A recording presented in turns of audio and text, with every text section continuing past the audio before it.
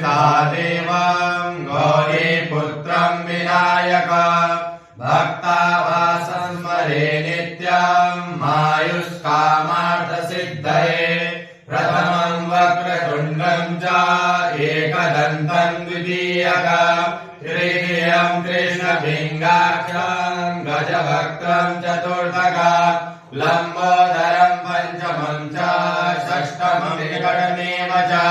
सप्तमं विघ्नराजेन्द्रं धूम्रवर्णं तथाष्टमं नवमं बालचन्द्रं च